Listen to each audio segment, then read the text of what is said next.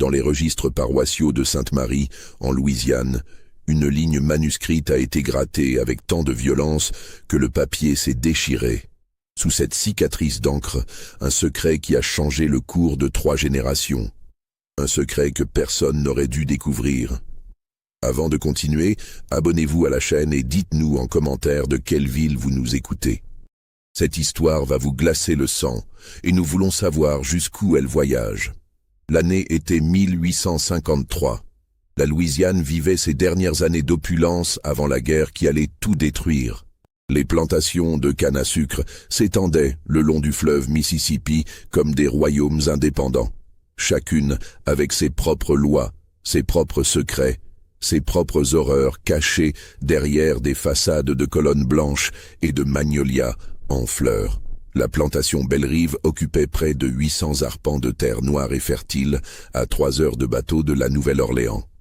Le manoir principal se dressait sur une légère élévation, protégé des crues par des levées construites par des dizaines d'esclaves. 3 étages de briques rouges importées d'Angleterre, des galeries couvertes qui faisaient le tour de la bâtisse, des volets verts qui claquaient doucement dans la brise perpétuelle venant du fleuve. Derrière le manoir, les cases des esclaves formaient 2 rangées parallèles. 68 structures de bois brut sans fenêtres, où vivaient 143 âmes dont personne ne tenait vraiment compte. Le maître de Belle-Rive s'appelait Édouard Valcourt. À 52 ans, il était veuf depuis 15 ans, et son visage portait l'expression permanente d'un homme qui a perdu quelque chose qu'il ne peut nommer. Grand, maigre, les cheveux gris peignés en arrière avec une rigueur militaire, il gérait sa plantation avec l'efficacité froide d'un homme d'affaires du Nord, ce qui lui valait le mépris silencieux de ses voisins créoles, qui préféraient une cruauté plus démonstrative. Valcourt ne frappait jamais ses esclaves lui-même. Il employait pour cela un contremaître qu'il payait grassement pour faire ce qu'il ne pouvait se résoudre à faire de ses propres mains. Sa fille unique, Constance, avait 22 ans en ce printemps de 1853. Elle était le portrait craché de sa mère défunte, ou du moins c'est ce que tout le monde disait. Des cheveux noirs épais qui refusaient de boucler malgré tous les efforts. Des yeux d'un brun si foncé qu'ils paraissaient noirs à certaines heures. Une peau qui bronzait au lieu de roussir malgré tous les chapeaux et ombrelles du monde. Elle était grande pour une femme, presque autant que son père, avec des mains fortes qui n'avaient pas la délicatesse que les dames créoles cultivaient comme une vertu. Constance n'avait jamais connu sa mère, morte 3 jours après sa naissance d'une fièvre que le médecin n'avait pas su nommer. Son père parlait rarement d'elle, et les domestiques de la maison détournaient les yeux quand elle posait des questions. Il existait un portrait dans le bureau d'Édouard, caché derrière une tenture de velours rouge, mais Constance ne l'avait vue qu'une seule fois, à l'âge de 7 ans, avant que son père ne la trouve là et ne la chasse de la pièce avec une violence verbale qui l'avait terrifiée. La vie à Belle-Rive suivait un rythme immuable. Lever avant l'aube.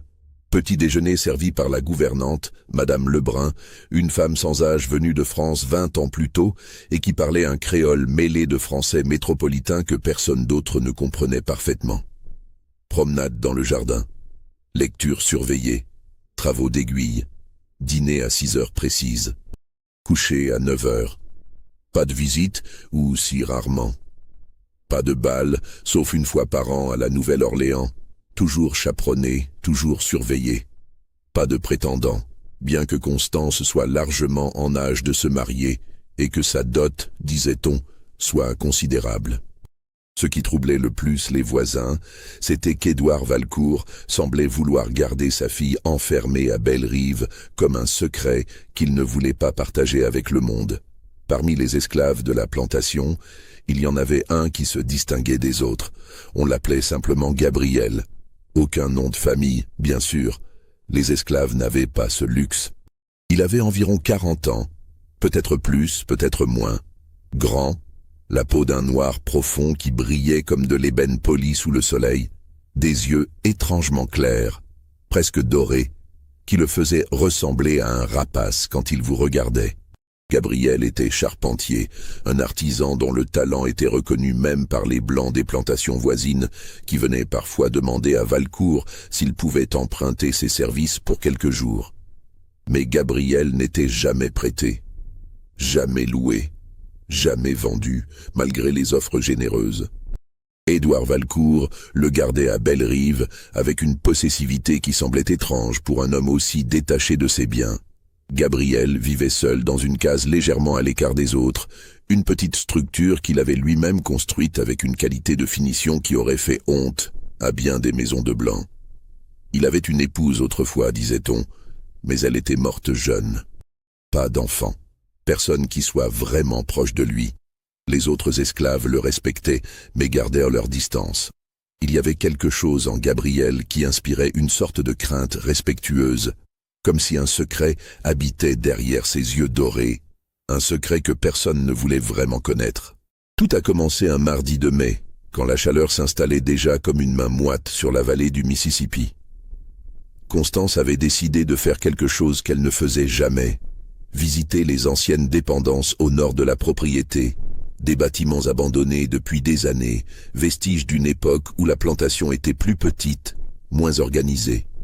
Son père était parti pour la Nouvelle-Orléans afin de régler des affaires bancaires. Il serait absent 3 jours.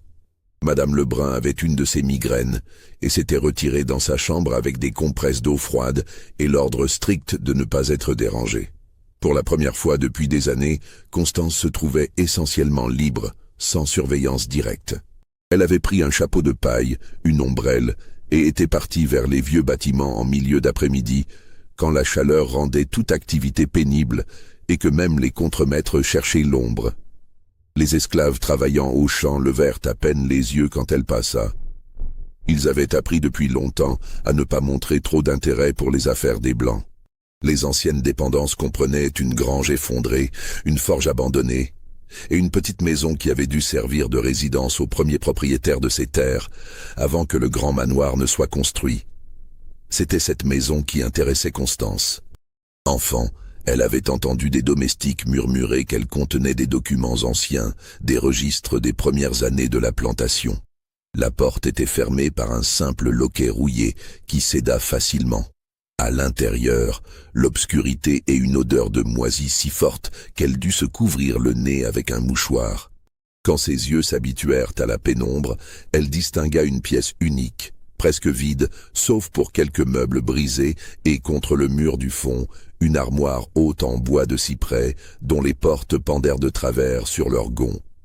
L'armoire contenait des boîtes, des dizaines de boîtes de différentes tailles, certaines en métal rouillé, d'autres en bois vermoulu. Constance en ouvrit une au hasard. Des papiers, des lettres, des documents légaux jaunis par le temps. Elle en prit une poignée et s'assit sur le sol poussiéreux, son ombrelle posée à côté d'elle, et commença à lire. C'étaient les archives personnelles de son grand-père, le fondateur de Bellerive. Des correspondances avec des marchands, des reçus d'achat d'esclaves, des contrats avec des fournisseurs de la Nouvelle-Orléans. Rien de très intéressant, pensa-t-elle d'abord. Puis elle ouvrit une autre boîte, plus petite, qui avait été cachée tout au fond de l'armoire, derrière les autres. Cette boîte contenait quelque chose de différent. Un journal intime, relié en cuir noir, avec des pages si fines qu'elles étaient presque transparentes. L'écriture était serrée, nerveuse, difficile à déchiffrer dans la faible lumière. Constance l'approcha de la porte pour mieux voir. La première page portait une date, 23 avril 1832, un an avant sa propre naissance. L'auteur du journal n'était pas identifié, mais l'écriture était féminine, élégante, malgré sa nervosité. Il me regarde encore, lisait la première entrée. Tous les jours, quand je passe près de l'atelier, ses yeux impossibles. Je ne devrais pas, je sais que je ne devrais pas, mais quelque chose en moi répond quand il me regarde. Constance fronça les sourcils. De qui sa grand-mère, car ce devait être elle, parlait-elle avec cette familiarité troublée? Elle tourna les pages, lisant par fragments. Édouard ne me touche plus depuis des mois. Il dort dans son bureau, prétend que c'est à cause de ses affaires. Mais je sais, je vois comment il me regarde, avec ce dégoût à peine masqué. comme si ma présence elle-même le révulsait. Gabriel a réparé la balustrade aujourd'hui. Ses mains sont si sûres, si précises. Il n'a pas dit un mot, n'a pas levé les yeux vers moi, mais j'ai senti quelque chose passer entre nous.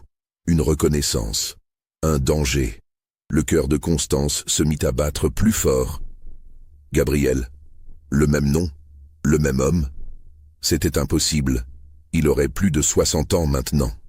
Mais il n'y avait pas tant d'esclaves portant ce prénom à Bellerive. Elle continua de lire, les pages devenant de plus en plus troublantes. Je sais que c'est de la folie. Je sais ce qui arrive aux femmes comme moi, mais je ne peux plus m'arrêter. Nous nous retrouvons dans l'ancien séchoir à tabac, après minuit, quand toute la maison dort. Il ne parle presque jamais, mais ses mains parlent pour lui. Et moi, j'oublie qui je suis censé être. J'ai peur, mes règles ne sont pas venues. Édouard va savoir, comment ne saurait-il pas? Et alors, que se passera-t-il? Ils le tueront. Ils nous tueront tous les deux. Je dois trouver un moyen. Les entrées suivantes étaient plus courtes, plus désespérées. Édouard sait. Je l'ai vu ce matin, le regard qu'il m'a lancé. Il sait. Mais il ne dit rien. Pourquoi ne dit-il rien? Il a emmené Gabriel quelque part. 1 semaine maintenant. Personne ne sait où. J'ai peur de ce qu'il lui a fait. J'ai peur de ce qu'il me fera. Gabriel est revenu. Je l'ai vu de loin. Il boite. Il ne me regarde plus. Qu'est-ce qu'Édouard lui a fait? Puis, après plusieurs pages vierges, une dernière entrée, datée du 10 janvier 1833. L'enfant arrive. Je sens les douleurs depuis ce matin. Édouard a appelé le médecin. Il sourit quand il me regarde maintenant. Un sourire terrible. Je crois que j'ai compris. Je crois que je sais ce qu'il va faire. Mon Dieu, pardonnez-moi. Pardonnez-nous tous. C'était la dernière page écrite.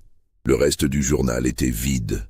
Constance resta assise là, le journal serré entre ses mains tremblantes, tandis que l'horreur de ce qu'elle venait de lire s'infiltrait lentement dans son esprit comme un poison. Le 10 janvier 1833, le jour de sa naissance, le jour de la mort de sa mère. Non, pas sa mère. Pas si ce qu'impliquait ce journal était vrai. Elle se leva brusquement, trop vite, et la tête lui tourna. Elle devait sortir de là. Elle devait réfléchir, mais ses mains refusaient de lâcher le journal. Elle le glissa sous son châle et sortit en titubant dans la lumière aveuglante de l'après-midi. Cette nuit-là, Constance ne dormit pas. Elle resta assise près de sa fenêtre, le journal caché sous son matelas, regardant les étoiles sans les voir vraiment. Son esprit tournait en cercle, essayant de comprendre, essayant de refuser ce qui semblait de plus en plus évident. Si le journal disait vrai, si cette femme, cette Blanche, dont le nom n'était jamais mentionné mais qui ne pouvait être que l'épouse de son père, si cette femme avait eu une liaison avec un esclave, et si elle était tombée enceinte, non, c'était impossible. Son père n'aurait jamais, il n'aurait jamais gardé un tel secret. Il n'aurait jamais élevé l'enfant d'un esclave comme sa propre fille. Ce serait de la folie. Ce serait... Mais alors, pourquoi la gardait-il si isolée? Pourquoi refusait-il qu'elle se marie? Pourquoi ce silence obstiné autour de sa mère morte? Au lever du jour, Constance prit une décision. Elle devait voir Gabriel. Elle devait lui parler. Si quelqu'un pouvait confirmer ou nier ce que le journal suggérait, c'était lui. Le problème, c'est qu'une jeune femme blanche ne pouvait pas simplement approcher un esclave pour une conversation privée. Les domestiques le remarqueraient. Les contremaîtres le rapporteraient. Son père, quand il reviendrait, l'apprendrait inévitablement. Elle devait être prudente. Elle attendit 3 jours, jusqu'au retour de son père. Édouard Valcourt revint de la Nouvelle-Orléans avec son humeur habituelle de mélancolie contrôlée. Il embrassa sa fille sur le front au dîner, lui demanda comment s'étaient passés ses jours en son absence, écouta poliment ses réponses vagues, puis se retira dans son bureau comme toujours. Constance attendit encore 1 semaine, 2 semaines. Elle observait Gabriel de loin, depuis les fenêtres du manoir, depuis la galerie couverte. Elle le voyait travailler, cet homme grand et silencieux qui construisait et réparait avec une précision qui semblait presque mécanique. Elle essayait de voir des ressemblances, la hauteur peut-être, les mains fortes, mais c'était ridicule. On pouvait trouver des ressemblances avec n'importe qui si on les cherchait assez fort.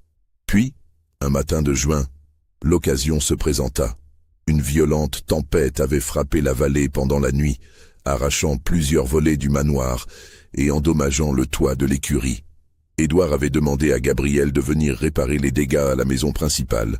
Constance le regarda arriver, une boîte à outils sur l'épaule, et monter une échelle contre le mur sud. Elle attendit que Madame Lebrun soit occupée dans l'office, puis sortit discrètement par la porte de service et fit le tour de la maison. Gabriel travaillait en silence, remplaçant des bardeaux endommagés.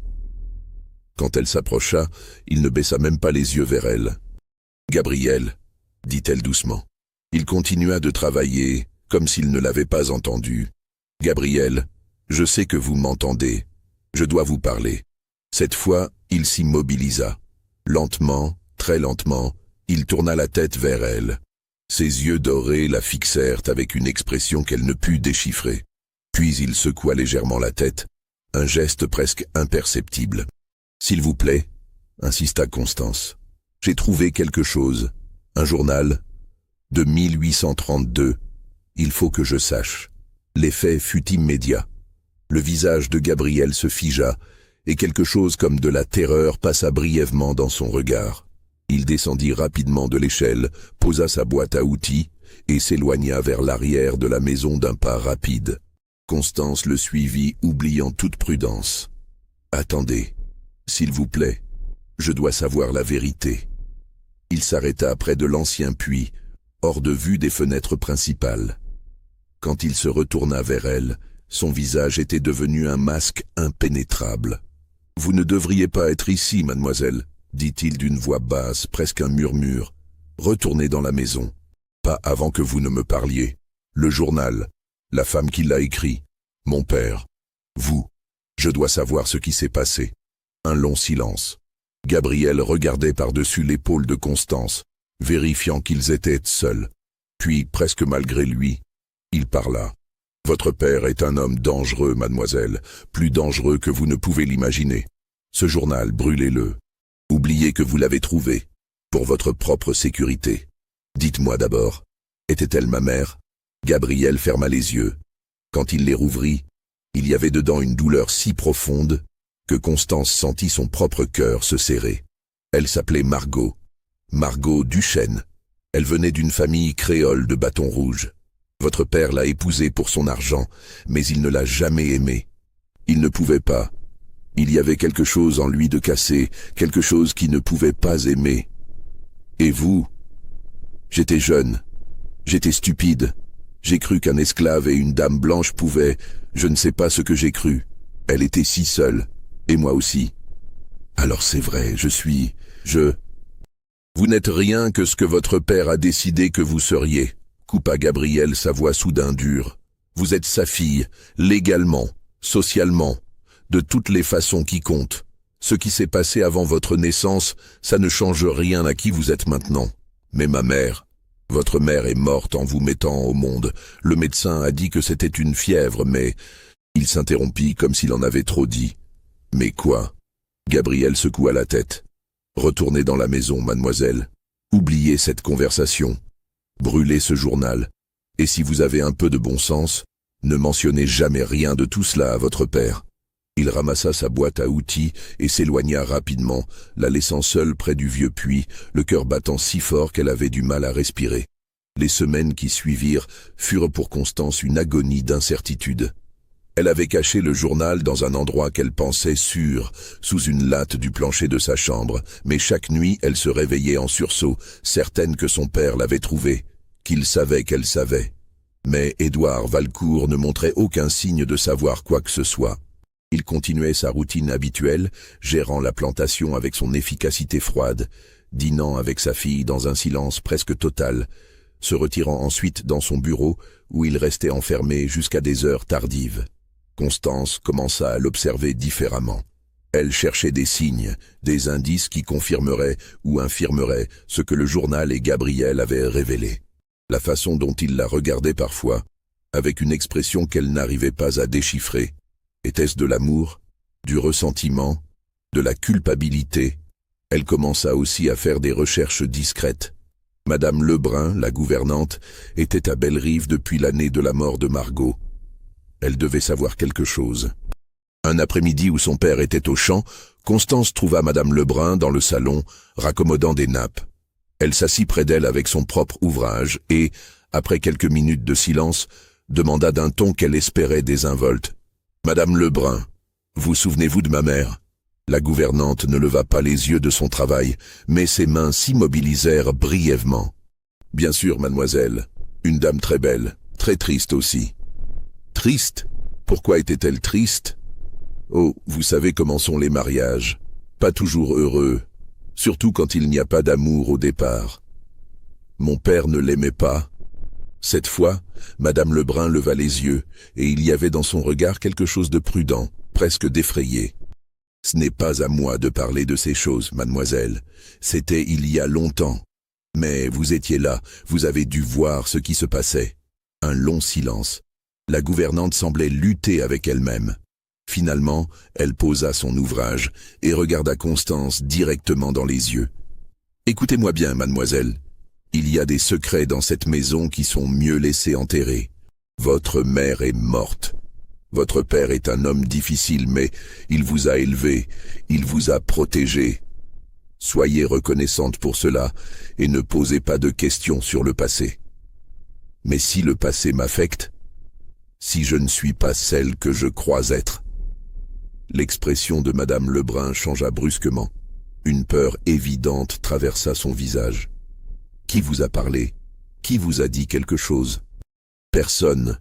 J'ai trouvé des choses, des documents. » La gouvernante se leva si brusquement que son panier d'ouvrage tomba, répandant des bobines de fil sur le sol. « Alors détruisez-les, immédiatement, et n'en parlez à personne, surtout pas à votre père. Vous m'entendez? Surtout pas à lui. » Elle quitta la pièce presque en courant, laissant Constance pétrifiée. Cette réaction n'avait fait que confirmer ses pires soupçons. Cette nuit-là, Constance sortit le journal de sa cachette et le relut entièrement, cette fois en cherchant des détails qu'elle aurait pu manquer. Elle trouva quelque chose qu'elle n'avait pas remarqué la première fois. Dans une des dernières entrées, Margot avait écrit « Il a amené un homme de la Nouvelle-Orléans. » Un médecin, dit-il, mais je ne crois pas. Il y avait quelque chose de mauvais dans ses yeux. Ils ont parlé longtemps dans le bureau et quand le médecin est parti, il portait une sacoche qui tintait comme si elle était pleine de pièces. J'ai peur. J'ai si peur de ce qu'ils ont prévu. Un médecin payé en espèces. Avant la naissance. Avant la mort de Margot. Le lendemain matin, Constance prit une décision. Elle devait aller à la Nouvelle-Orléans. Elle devait trouver ce médecin s'il vivait encore, ou du moins des traces de lui. Elle devait savoir exactement ce qui était arrivé à sa mère ce jour de janvier. Mais comment? Son père ne l'emmènerait jamais en ville sans chaperon strict, et elle ne pouvait pas simplement partir seule. Une jeune femme non accompagnée voyageant jusqu'à la Nouvelle-Orléans? C'était impensable. Si cette histoire vous donne des frissons, aimez cette vidéo et dites-nous dans les commentaires ce que vous pensez qu'il s'est réellement passé. L'horreur ne fait que commencer. La solution vint d'une source inattendue. Fin juillet, une lettre arriva pour Édouard Valcourt. C'était une invitation d'un de ses associés à la Nouvelle-Orléans, un certain Monsieur Beaumont, qui organisait une réception pour célébrer l'ouverture de son nouveau bureau d'import-export. Toutes les familles importantes de Louisiane étaient invitées. Au dîner, Édouard mentionna distraitement l'invitation. Il n'avait pas l'intention d'y aller, dit-il. Les affaires pouvaient attendre, et il détestait ces rassemblements mondains. Constance, qui n'avait jamais montré le moindre intérêt pour ce genre d'événement, surprit son père en insistant pour qu'ils acceptent l'invitation. Elle était restée trop longtemps enfermée à Bellerive, dit-elle. Elle avait besoin de voir du monde, de sortir un peu. N'était-elle pas en âge de se marier? Comment trouverait-elle un époux si elle restait cachée à la plantation? Édouard la regarda avec une expression étrange, presque douloureuse. Pour la première fois de sa vie, Constance vit quelque chose comme de la culpabilité dans ses yeux. Après un long silence, il hocha la tête. « Très bien, nous irons, mais tu resteras avec moi en tout temps, et Madame Lebrun nous accompagnera. » 2 semaines plus tard, ils montèrent à bord d'un bateau à vapeur qui remontait le Mississippi vers la Nouvelle-Orléans. Constance avait caché le journal dans son bagage, enveloppé dans une chemise de nuit, ainsi qu'une liste de noms qu'elle avait compilés en fouillant discrètement dans les vieux papiers de la plantation. Les médecins qui avaient pratiqué en Louisiane au début des années 1830. La Nouvelle-Orléans, en cette fin d'été, était une fournaise d'humidité et de fièvre. La ville grouillait de vie, un mélange chaotique de créoles français, d'anglophones du Nord, d'esclaves, d'affranchis, d'immigrants fraîchement débarqués d'Europe. Les rues du quartier français sentaient le jasmin pourri et les égouts à ciel ouvert.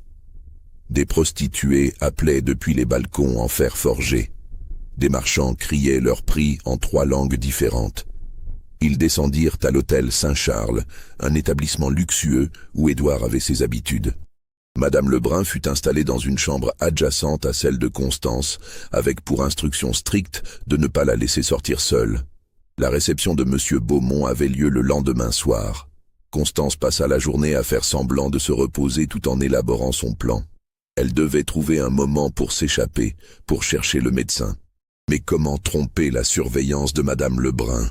La chance lui sourit sous une forme inattendue. Dans l'après-midi, Madame Lebrun développa une de ces migraines catastrophiques, aggravées par la chaleur étouffante de la ville. Elle s'allongea avec des compresses et supplia Constance de la laisser dormir. C'était l'occasion. Constance enfila rapidement une robe simple, prit sa liste de noms et sortit de l'hôtel par un escalier de service qu'elle avait repéré plus tôt. Son cœur battait si fort qu'elle craignait qu'on ne l'entende à travers les murs. Dans la rue, elle réalisa l'ampleur de sa témérité. Elle était seule, sans chaperon, dans une ville qu'elle connaissait à peine. Elle n'avait aucune idée de où chercher. Mais elle ne pouvait pas revenir maintenant, pas sans avoir essayé. Elle arrêta un homme qui passait, un créole d'âge moyen qui la regarda avec surprise quand elle demanda où se trouvaient les cabinets médicaux du quartier. Il la dirigea vers la rue Chartres, où plusieurs médecins avaient leur pratique. Constance marcha rapidement, gardant les yeux baissés pour éviter d'attirer l'attention. La rue Chartres était une succession de bâtiments coloniaux aux façades décrépites. Elle vérifia sa liste. Le premier nom était Dr Arnaud Petit. Elle trouva son adresse, monta l'escalier étroit menant au 2e étage et frappa à une porte peinte en vert. Un homme vieux et voûté ouvrit. Ses yeux étaient laiteux de cataracte et il sentait le tabac froid et quelque chose de médicinal. « Oui, docteur Petit, je m'appelle Constance Valcourt. Je cherche des informations sur un accouchement qui a eu lieu en janvier 1833, à la plantation Belle-Rive, près de Sainte-Marie. » Le vieil homme fronça les sourcils. 1833. Ma petite, j'ai soigné des milliers de patients depuis. Comment voulez-vous que je me souvienne? La patiente est morte 3 jours après l'accouchement. Son nom était Margot Duchesne Valcourt. Quelque chose changea dans l'expression du médecin. Une prudence soudaine, presque de la peur. Je ne me souviens de rien de tel, dit-il rapidement. Vous vous trompez d'adresse. S'il vous plaît, c'est important. Elle était ma mère. Alors demandez à votre père. Maintenant, si vous voulez bien m'excuser. Il ferma la porte au nez de Constance. Elle essaya 3 autres adresses de sa liste. 2 médecins étaient morts. Le 3e l'écouta poliment puis secoua la tête, disant qu'il ne pratiquait pas encore en 1833. Le soleil commençait à décliner quand elle arriva à la dernière adresse de sa liste. Docteur Philippe Mercier. Le bâtiment était plus délabré que les autres, presque en ruine. Elle dut demander à plusieurs personnes avant de trouver quelqu'un qui connaissait ce nom. Mercier? Ce vieux soûl? Il habite au-dessus d'une taverne, rue Bourbon. Mais je ne vous conseille pas d'y aller, mademoiselle. Ce n'est pas un endroit pour une dame. Constance y alla quand même. La rue Bourbon, en fin d'après-midi, était une vision de décadence. Des marins ivres titubaient sur les trottoirs. De la musique bruyante s'échappait des portes ouvertes des tavernes.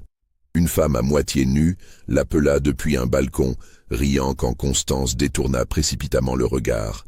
Elle trouva la taverne, une structure branlante qui semblait sur le point de s'effondrer. À l'intérieur, l'air était épais de fumée et d'alcool. Des hommes la regardèrent avec un intérêt qui la fit frissonner. Elle demanda au tavernier où trouver le docteur Mercier. En haut, dernière porte à gauche, mais frappez fort, il est probablement ivre-mort. Elle monta l'escalier grinçant, essayant de ne pas toucher les murs crasseux. Frappa à la dernière porte. Pas de réponse. Frappa plus fort. Quoi? Grogna une voix de l'intérieur. Docteur Mercier, je dois vous parler. Foutez le camp. S'il vous plaît. C'est au sujet de Margot Valcourt. Janvier 1833. Plantation Belle-Rive. Un long silence. Puis des bruits de pas traînants. La porte s'ouvrit sur un homme qui avait dû être beau autrefois, mais que l'alcool et Dieu sait quoi d'autre avaient transformé en épave. Ses mains tremblaient. Son visage était bouffi et marqué de veines éclatées. Mais ses yeux, quand il la regarda, étaient étrangement lucides. « Entrez vite », dit-il en regardant derrière elle dans le couloir, « avant que quelqu'un ne vous voie ici. » La chambre était un chaos de bouteilles vides, de vêtements sales et de livres de médecine empilés dans les coins. Mercier débarrassa une chaise pour qu'elle puisse s'asseoir. « Vous êtes l'enfant, » dit-il. Ce n'était pas une question. « Oui, et je dois savoir ce qui s'est réellement passé. » Mercier se versa un verre d'un liquide ambré et le vida d'un trait, puis un autre. Puis il s'assit lourdement sur son lit défoncé et se prit la tête entre les mains. J'ai perdu ma licence médicale il y a 15 ans. Vous voulez savoir pourquoi? Parce que je ne pouvais plus supporter de me regarder dans une glace. À cause de ce que j'avais fait. À cause de Belle-Rive. Qu'est-ce qu'il vous a payé pour faire? Demanda Constance, même si au fond d'elle-même, elle commençait à comprendre. 2000 $, une fortune à l'époque. J'étais jeune, ambitieux, et pas trop regardant sur l'éthique. Valcourt est venu me voir en décembre. Il m'a dit que sa femme allait accoucher et qu'il avait besoin de mes services. Mais ce n'était pas pour l'aider à accoucher. Il se versa un autre verre, mais cette fois il ne le but pas. Il le fixa simplement, comme s'il y voyait le passé. Il m'a dit que l'enfant n'était pas de lui, que sa femme l'avait trahi avec un esclave. Il ne pouvait pas divorcer, cela aurait été un scandale. Il ne pouvait pas la tuer ouvertement. Mais si elle mourait en couche, les complications, cela arrive. Personne ne poserait de questions. Constance sentit le monde basculer autour d'elle. Il vous a payé pour la tuer. Pour laisser mourir plutôt, quelques gouttes d'un certain tincture dans son eau après l'accouchement. Cela ressemblait à une fièvre puerpérale. Personne ne pouvait prouver quoi que ce soit. J'ai fait mon rapport, j'ai pris mon argent, et je suis parti. Mais vous n'avez pas pu vivre avec. Non. Il rit amèrement.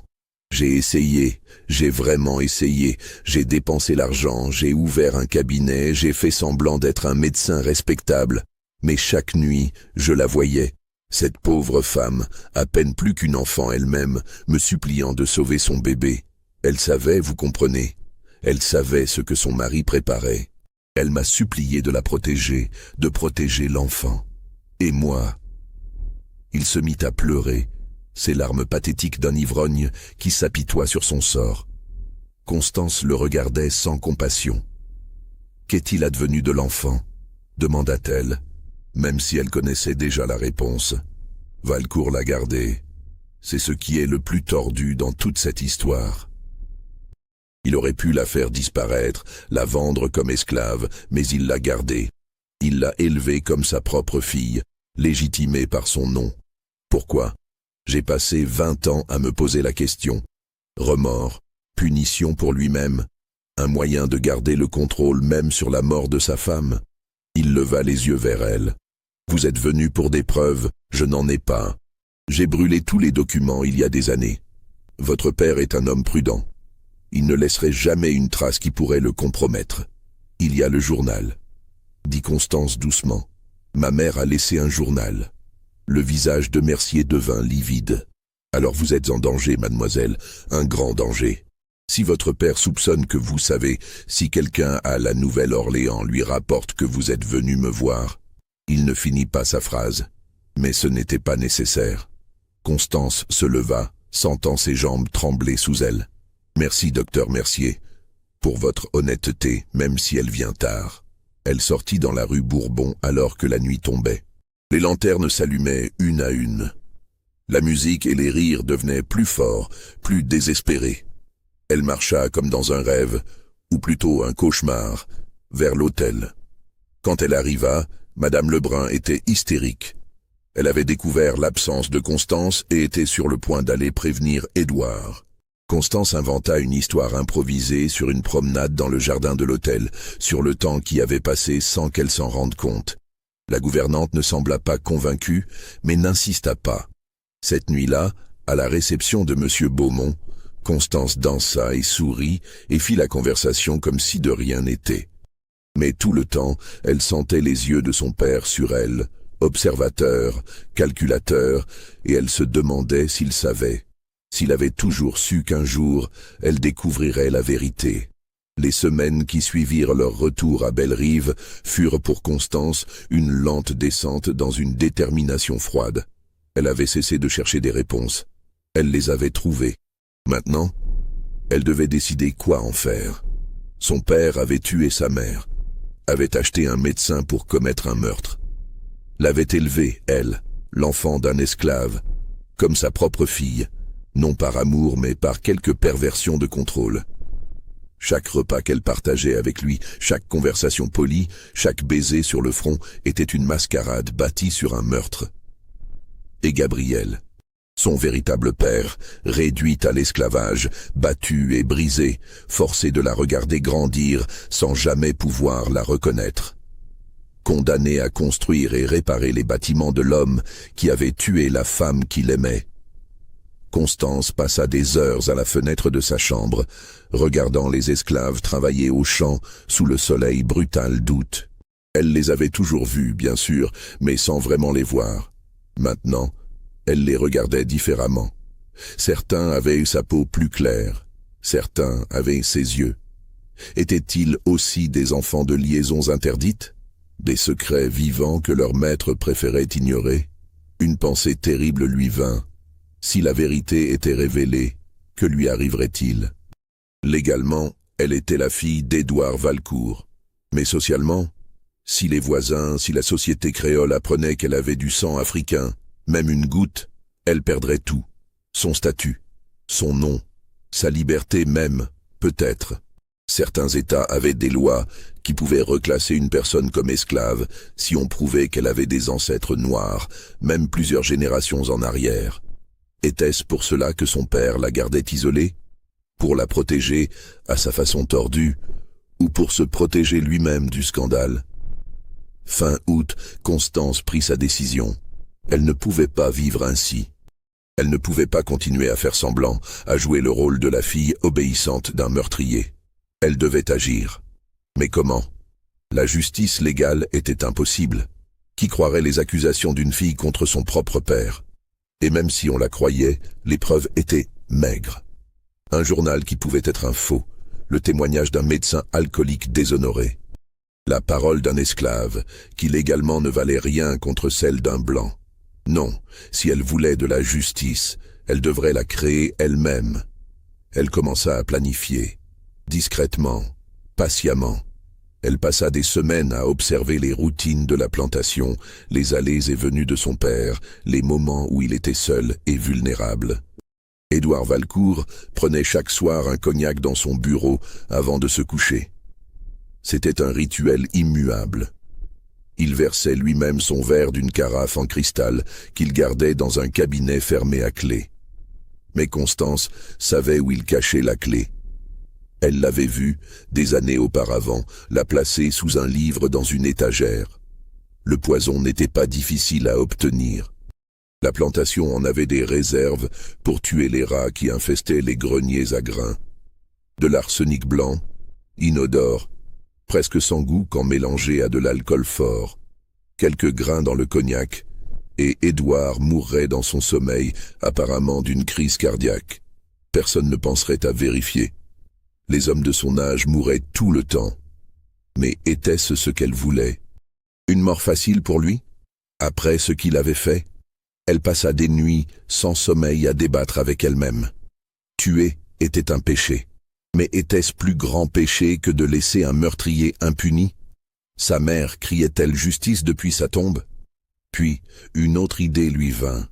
Plus complexe, plus risqué, mais qui offrirait quelque chose de plus satisfaisant qu'une simple mort.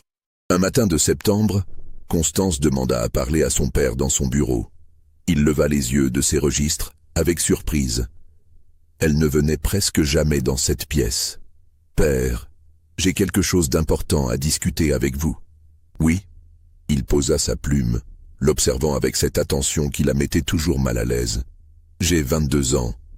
Vous n'avez jamais vraiment encouragé les prétendants, mais je pense qu'il est temps que je me marie. » Un long silence. L'expression d'Édouard était indéchiffrable.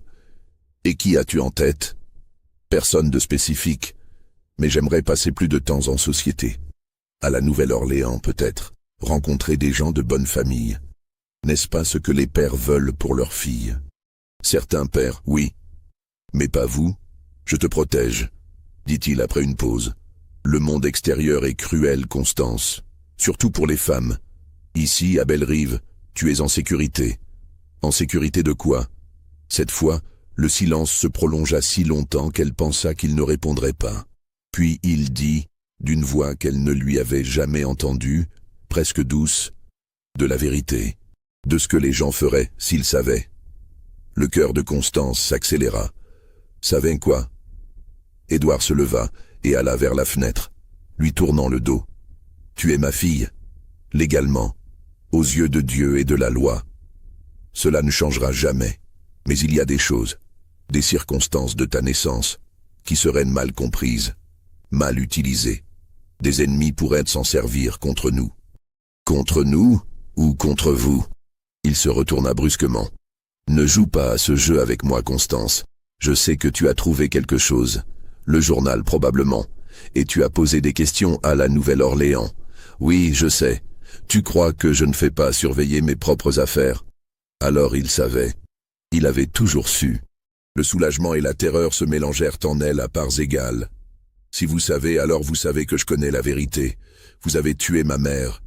J'ai protégé ma famille, mon nom, ma réputation. Ta mère m'avait trahi de la façon la plus impardonnable. Elle méritait son sort. Et moi, qu'est-ce que je mérite? Tu es ici, n'est-ce pas? Vivante, bien nourrie, éduquée. J'aurais pu te vendre avec les autres esclaves quand tu es né.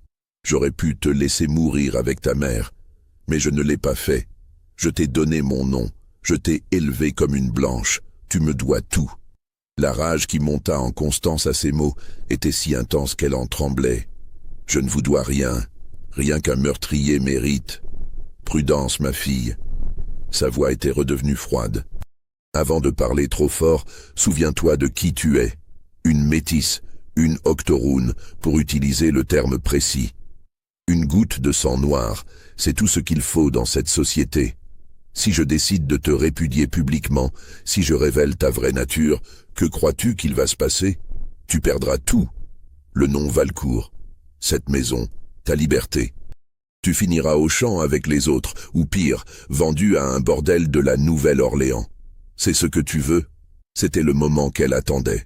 Elle força ses mains à cesser de trembler. Força sa voix à rester calme. Non. Ce que je veux, c'est une proposition. Il haussa un sourcil. Continue. Vous me donnez Gabriel. Vous lui accordez sa liberté. Vous nous donnez assez d'argent pour partir loin d'ici, peut-être vers le nord, peut-être vers le Canada. Et en échange, je disparais. Je ne parle jamais. Je n'écris jamais. Je n'existe plus pour vous, et vous n'existez plus pour moi. Édouard la regardait comme s'il la voyait pour la première fois. Puis il se mit à rire, un son froid et sans joie. Tu es vraiment ma fille, après tout. Cette ruse, cette capacité de négociation, j'ai bien fait de t'élever. Alors vous acceptez? Je vais y réfléchir. Il retourna à son bureau, reprit sa plume. Maintenant laisse-moi, j'ai du travail. Constance sortit, le cœur battant. Elle avait montré ses cartes. C'était risqué. Mais elle devait savoir s'il y avait une possibilité de solution pacifique avant de passer à des mesures plus drastiques. Les jours passèrent. 1 semaine. 2 semaines. Édouard ne reparla pas de leur conversation. Mais elle remarqua qu'il la regardait différemment, avec une sorte de respect prudent qu'il n'avait jamais montré avant. Puis, un matin d'octobre, il l'appela dans son bureau. « J'ai pris ma décision concernant ta proposition. »« Oui, non. » Le mot tomba comme une pierre. Constance sentit quelque chose se glacer en elle. « Gabriel, reste ici, » continua Édouard. « Tu restes ici. Les choses continuent comme elles ont toujours été. C'est mieux pour tout le monde. » « Mieux pour vous, vous voulez dire ? Mieux pour toi aussi, même si tu es trop jeune et stupide pour le comprendre. Le monde extérieur te dévorerait vivante. Ici, tu as une place, un rôle. Tu es la maîtresse de Bellerive. Après ma mort, tout cela t'appartiendra. C'est plus que ce qu'aucune femme de ta situation pourrait espérer. Et Gabriel est mon bien, mon propriété. Je fais ce que je veux avec ce qui m'appartient. » C'était tout ce que Constance avait besoin d'entendre. Son dernier doute, son dernier espoir d'une résolution pacifique s'évapora. Elle hocha simplement la tête et quitta le bureau. Cette nuit-là, elle mit en œuvre son plan. L'arsenic était caché dans un sachet sous son matelas depuis des semaines. Elle le sortit après le dîner, attendit que la maison soit silencieuse, puis descendit silencieusement au bureau de son père. La clé du cabinet était là où elle l'avait vu la placer. Elle ouvrit le cabinet, versa 3 doses mortelles d'arsenic dans la carafe de cognac, referma tout soigneusement et remonta dans sa chambre. Son père était un homme de routine. Il prendrait son cognac ce soir, comme tous les soirs. D'ici demain matin, il serait mort. Mais Constance ne dormit pas. Elle resta éveillée, écoutant les bruits de la maison. Vers 11 heures, elle entendit son père monter l'escalier vers sa chambre. Ses pas lourds dans le couloir, la porte qui se fermait. Elle attendit. Minuit, 1 heure, 2 heures, rien. Pas de cri, pas de chute. Le silence.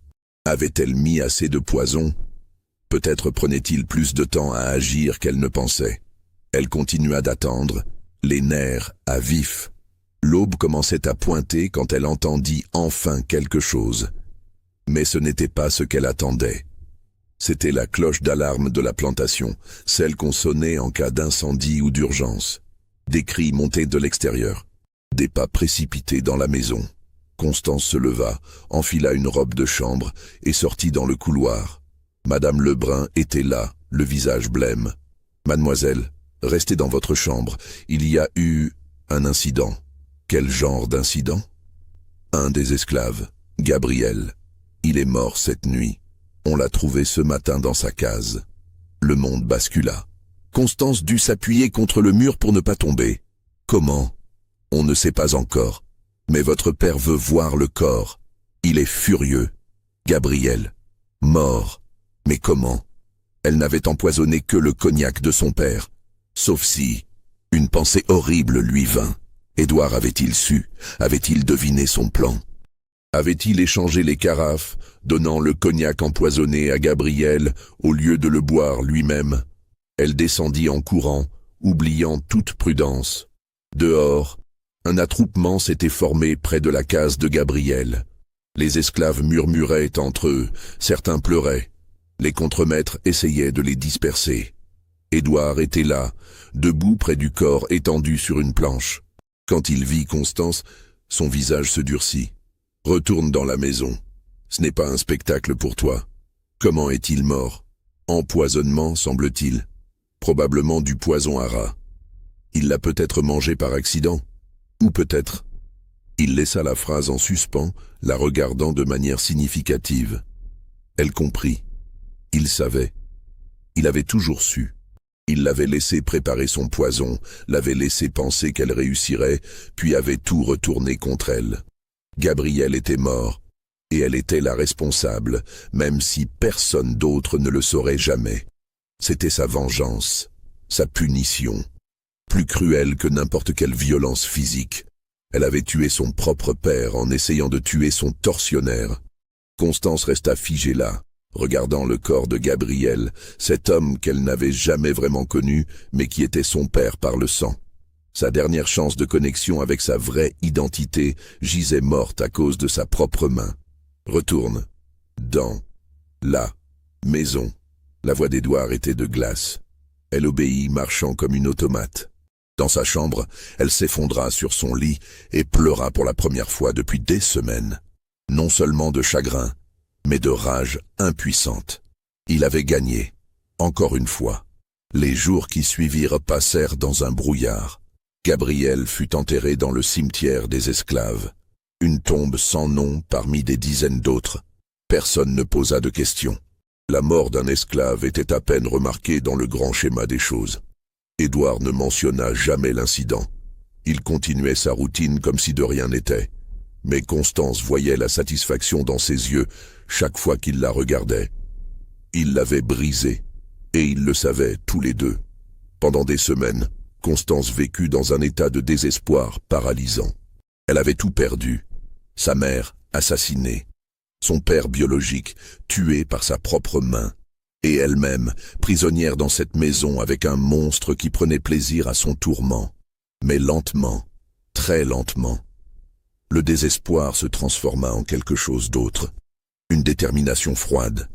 Si elle ne pouvait pas le tuer, si elle ne pouvait pas s'échapper, il devait y avoir une autre façon. Elle se souvint des mots d'Édouard. « Après ma mort, tout ceci t'appartiendra. » Très bien. Elle attendrait. Elle jouerait le rôle de la fille obéissante. Elle se marierait peut-être si cela servait ses plans. Mais elle attendrait. Et quand il mourrait, par cause naturelle cette fois, quand Bellerive serait à elle ferait quelque chose qu'il n'aurait jamais pu imaginer. Elle libérerait tous les esclaves. Elle vendrait la plantation, distribuerait l'argent parmi eux. Elle transformerait tout ce qu'il avait construit en cendres. Ce serait sa vengeance. Pas rapide, pas satisfaisante, mais totale. Et surtout, elle s'assurerait que tout le monde sache. Elle écrirait l'histoire complète, le journal de sa mère, le témoignage du docteur Mercier, sa propre histoire. Elle la ferait publier dans tous les journaux du Sud. Elle détruirait le nom Valcourt si complètement que personne ne se souviendrait d'Édouard Valcourt autrement que comme un meurtrier et un monstre. C'était un plan à long terme. Cela pourrait prendre des années. Mais elle avait de la patience maintenant. Elle avait appris. Les années passèrent. La guerre arriva, celle qu'on appellerait plus tard la guerre de sécession. Bellerive survécut, plus par chance que par mérite. Édouard vieillit, son corps trahissant lentement ce que son esprit refusait d'admettre. Constance resta, apparemment soumise, attendant. En 1868, 15 ans après cette nuit terrible où elle avait découvert la vérité, Édouard Valcourt mourut dans son sommeil.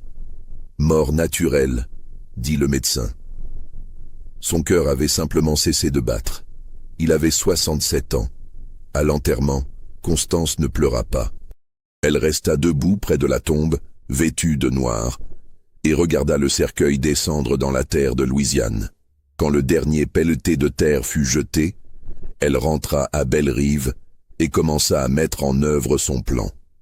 La première chose qu'elle fit fut d'appeler tous les esclaves qui restaient, environ 80, maintenant que la guerre avait libéré beaucoup d'autres.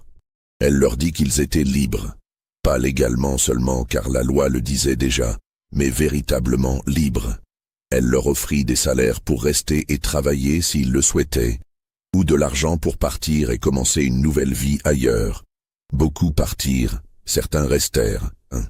Ceux qui restèrent furent surpris de découvrir que leur nouvelle patronne les traitait non comme des serviteurs, mais comme des employés, avec respect et dignité. La deuxième chose qu'elle fit fut d'écrire. Elle passa des mois à compiler tout ce qu'elle savait, tout ce qu'elle avait découvert, en un manuscrit détaillé. Elle n'utilisa pas son vrai nom.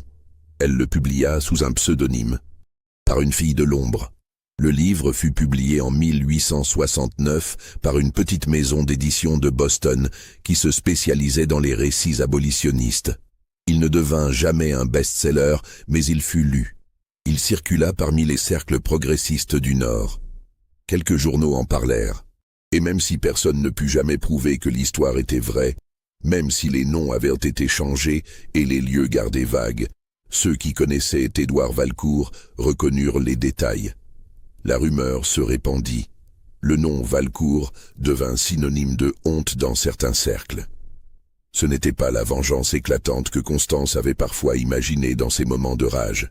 Mais c'était quelque chose. C'était une voix pour sa mère, morte en silence.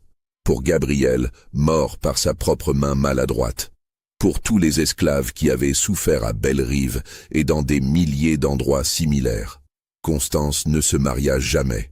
Elle passa le reste de sa vie à gérer Bellerive, transformant lentement la plantation d'un monument à la cruauté en quelque chose de différent. Pas de rédemption, elle n'était pas assez naïve pour croire cela possible, mais peut-être quelque chose de moins horrible. Elle mourut en 1897 à l'âge de 64 ans. Dans son testament, elle laissa Bellerive et tous ses biens à une fondation dédiée à l'éducation des enfants de couleur. Le manoir fut transformé en école. L'école existe toujours, plus de 100 ans après. Peu d'étudiants qui y passent connaissent l'histoire complète. Peu savent que la fondatrice était elle-même une femme de couleur qui avait vécu sa vie entière passant pour blanche. Peu savent les secrets horribles que ces murs ont autrefois abrités. Mais dans les archives de l'école, dans une boîte scellée qui ne peut être ouverte que par décision du conseil d'administration, se trouve un journal en cuir noir. Les pages sont jaunies maintenant, presque illisibles. Mais l'histoire qu'elle raconte, l'histoire de Margot Duchesne et de Gabriel, de meurtre et de trahison et de vengeance longtemps différée, cette histoire reste. Et parfois, la nuit, quand le vent souffle de la rivière et fait grincer les vieilles planches du manoir, on peut presque entendre des voix. Une femme qui pleure pour son enfant perdu. Un homme qui martèle le bois avec la précision d'un artisan. Une jeune fille qui demande des réponses à des questions que personne ne veut entendre. Mais ce ne sont que des histoires, bien sûr. Des fantômes du passé qui n'existent que dans l'imagination. La vérité est bien plus terre à terre, bien plus humaine, bien plus horrible pour sa banalité même. Bellerive était une plantation parmi des centaines. Édouard Valcourt était un homme parmi des milliers qui ont fait des choses terribles et qui sont morts dans leur lit. Margot Duchesne était une femme parmi des millions qui ont été trahis et tués par ceux qui prétendaient les aimer. Gabriel était un homme parmi des millions d'autres réduits en esclavage, qui ont vécu et sont morts sans que leur histoire ne soit jamais racontée. Ce qui rend cette histoire différente, ce qui la rend digne d'être racontée, c'est Constance. Constance qui a découvert la vérité, qui a cherché la vengeance, qui a échoué terriblement, tragiquement, mais qui, à la fin, a trouvé un autre chemin. Pas la rédemption, mais quelque chose de plus petit et peut-être plus honnête. La reconnaissance, la documentation, le refus d'oublier. Les registres paroissiaux de Sainte-Marie gardent encore cette ligne grattée, cette cicatrice d'encre où le nom de Margot Duchesne aurait dû être enregistré avec honneur mais ne l'a jamais été. Les documents de Bellerive, maintenant conservés aux archives de Louisiane, montrent les transactions commerciales, les ventes d'esclaves, les profits et les pertes, mais jamais les crimes. L'histoire officielle dit qu'Édouard Valcourt était un planteur prospère, un pilier de la communauté, un père dévoué qui a élevé seul sa fille après la mort tragique de sa femme. L'histoire officielle ment. Mais l'autre histoire, celle écrite par une fille de l'ombre, celle qui dort dans une boîte scellée dans les archives d'une école, celle-là dit la vérité, ou du moins une vérité. Car même Constance ne pouvait pas tout savoir. Elle n'était pas là quand sa mère est morte. Elle n'a jamais su ce que son père avait fait à Gabriel cette semaine où il avait disparu, ce qu'il avait brisé assez pour qu'il cesse de lutter. Certains secrets sont enterrés si profondément qu'ils ne peuvent jamais être complètement déterrés. Mais cela ne signifie pas que nous devons arrêter de creuser. Alors, croyez-vous que tout a été révélé? Pensez-vous que justice a été rendue d'une certaine façon? Ou certains crimes sont-ils trop grands pour être vraiment punis? Dites-nous dans les commentaires ce que vous en pensez. Abonnez-vous à la chaîne pour plus d'histoires sombres tirées de l'histoire oubliée. et partagez cette vidéo avec ceux qui aiment les mystères qui glacent le sang et qui, peut-être, pourraient être vrais.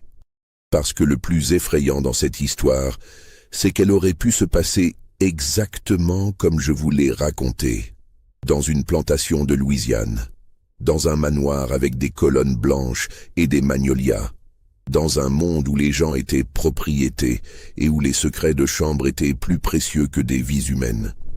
Cela s'est peut-être passé, ou quelque chose de très similaire. Encore et encore et encore. Et c'est ce qui devrait vraiment nous terrifier.